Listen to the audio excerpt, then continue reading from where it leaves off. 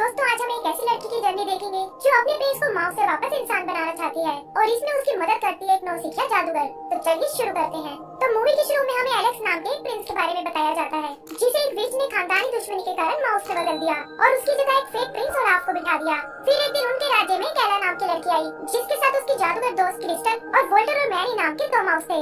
उन्होंने किसी तरह उस विच को मार डाला लेकिन मरते हुए विच ने एला को एक स्टोन में बदल दिया।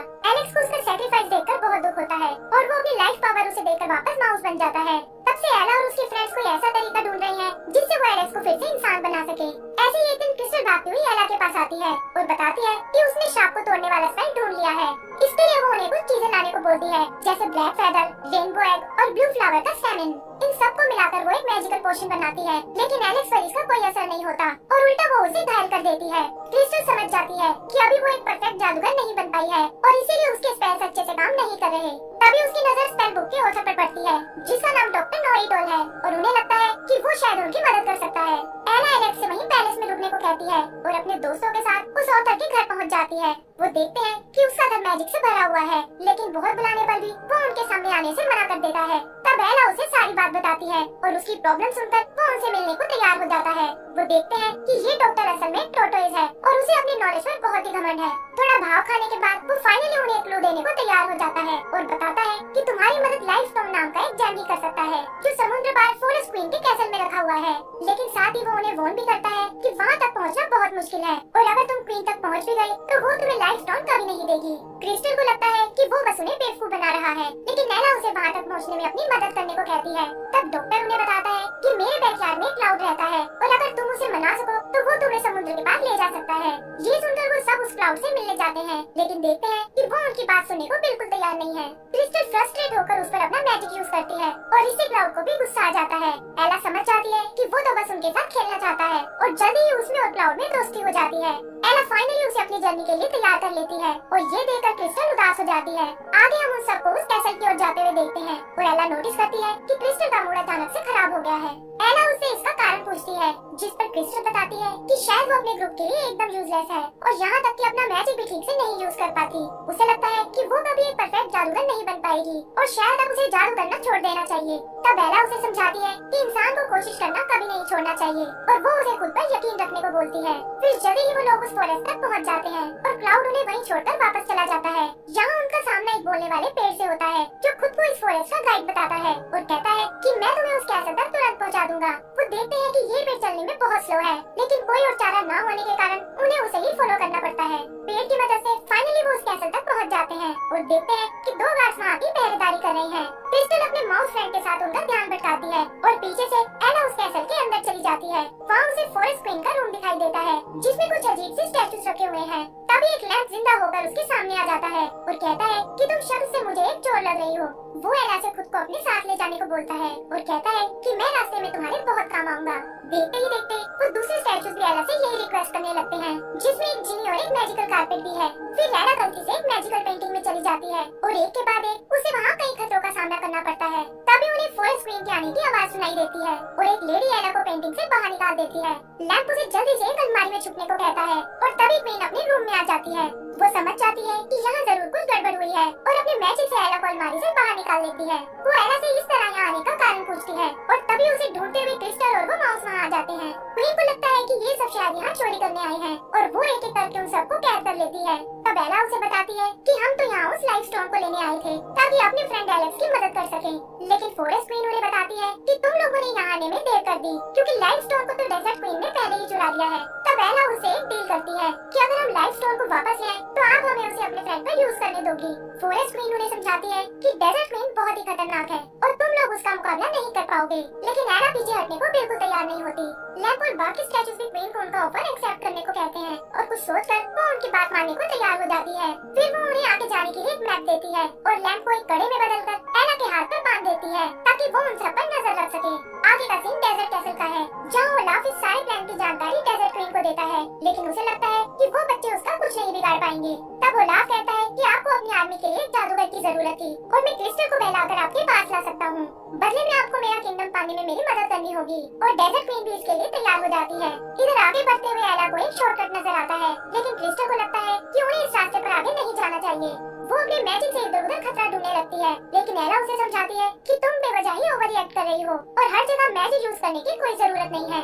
इस बात को लेकर उन दोनों में बहस हो जाती है और क्रिस्टल गुस्से में उन्हें छोड़कर चली जाती है। यही हम ओलाफ को देखते हैं जो छुप कर उन पर नजर रख रहा था और वो क्रिस्टल से मिलने उसके पीछे जाता है। आगे एला और उसके साथियों को एक हट दिखाई देती है जिसमें ढेर सारा खाना रखा हुआ है। तभी एक पिंजरा एला को कैद कर लेता है और पता चलता है कि ये एक शैतान बिल्ली का घर है। वो वोल्टर को पकड़कर खाने की कोशिश करती है, लेकिन देखती है कि वोल्टर को उसकी बनाई डिशेस बहुत पसंद आई हैं।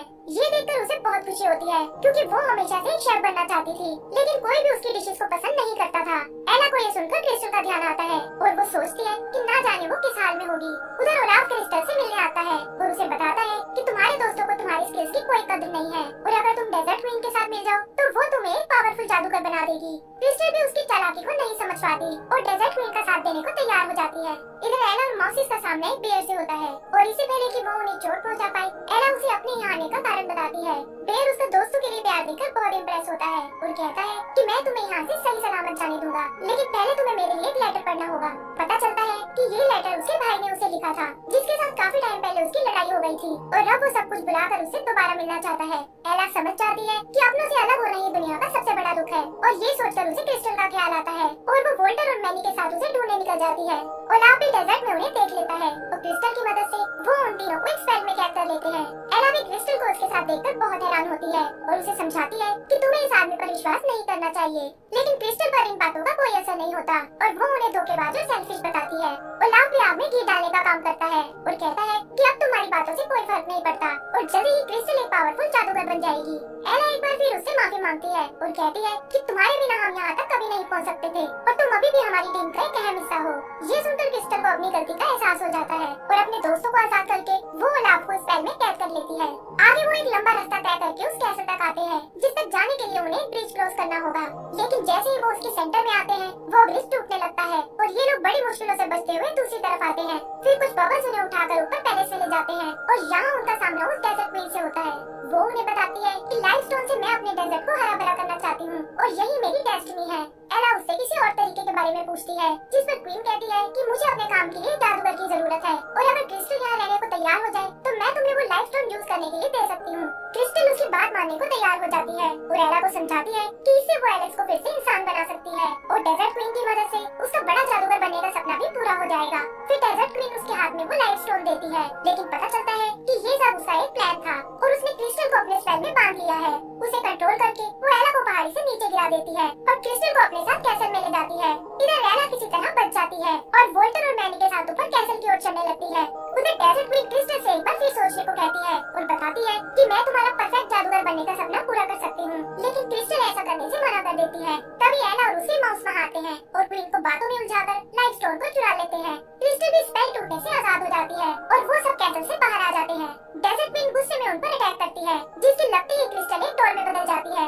एला को ये देखकर बहुत दुख होता है और वो डेजर्ट क्वीन से इसका बदला लेने की सोचती है। डेजर्ट क्वीन उस पर भी अपना स्पेल यूज करने की कोशिश करती है, लेकिन एंड टाइम पर वहाँ फॉरेस्ट क्वीन आ जाती है। फॉरेस्ट क्वीन एला से वो लाइफ स्टोन लाने को कहती है क्योंकि उसके बिना वो डेजर्ट क्वीन का मुकाबला नहीं कर पाएगी और ये सुनकर एला तुरंत उसे ढूंढने निकल जाती है। पता चलता है कि वो लाइफ स्टोन मैनी के पास है, लेकिन तभी उनके सामने ओलाफ आ जाता है। वो उनसे स्टोन छीनने की कोशिश करता है, लेकिन एला वहाँ आकर उस स्टोन को पकड़ लेती है। तभी वो माउस ओलाफ पर अटैक कर देते हैं और इसी हड़बड़ी में उनके साथ साथ एला भी पहाड़ी से नीचे गिरने लगती है। लेकिन इससे पहले कि वो लोग नीचे जमीन से टकराएं, क्लाउड वहाँ आकर उन्हें बचा लेता है और बताता है कि डॉक्टर ने उसे उनकी मदद करने भेजा है। फिर वो उड़ते हुए वापस कैसल की ओर आते हैं और देखते हैं कि डेजर्ट क्वीन ने फॉरेस्ट क्वीन को ट्रैप कर लिया है। एला किसी तरह बचते हुए उस स्टोन को फॉरेस्ट क्वीन की ओर उछालती है, लेकिन वो देखते हैं कि डेजर्ट क्वीन भी उसे पकड़ने आ रही है। तभी फॉरेस्ट क्वीन एला के हाथ में बंधे उस लैंप को एक्टिवेट करती है और उसकी रोशनी डेजर्ट क्वीन को चकाचौंध कर देती है। लाइफ स्टोन भी फाइनली फॉरेस्ट क्वीन की छड़ी तक पहुंच जाता है और वो डेजर्ट क्वीन को उड़ाकर दूर फेंक देती है। आगे हम उन सभी को फॉरेस्ट कैसल में देखते हैं, जहाँ क्वीन उन्हें बताती है कि वो एलेक्स और क्रिस्टल में से किसी एक को ही ठीक कर सकते हैं। तब एलेक्स उससे क्रिस्टल को जिंदा करने को कहता है क्योंकि उसकी ये हालत उसी की वजह से हुई है और एला को भी उसकी बात माननी पड़ती है। फिर क्वीन स्टोन की पावर से क्रिस्टल को ठीक कर देती है और हम देखते हैं कि वो इस बार एक नए रूप में है। क्रिस्टल एलेक्स को माउस के रूप में देखकर बहुत हैरान होती है और तब फॉरेस्ट क्वीन उसे सारी बात बताती है और ये सुनकर क्रिस्टल को बहुत दुख होता है। आगे क्वीन उसे बताती है कि लाइफ स्टोन ने तुम्हारी मैजिकल पावर को बढ़ा दिया है, जिससे तुम भी एक परफेक्ट जादूगर बन चुकी हो और अब तुम फिर से अपना पहले वाला स्पेल ट्राई कर सकती हो। क्रिस्टल भी ये सुनकर खुश हो जाती है और अपने दोस्तों से स्पेल की चीजों को फिर से इकट्ठा करने को बोलती है। फाइनली उसके स्पेल से एलेक्स फिर से इंसान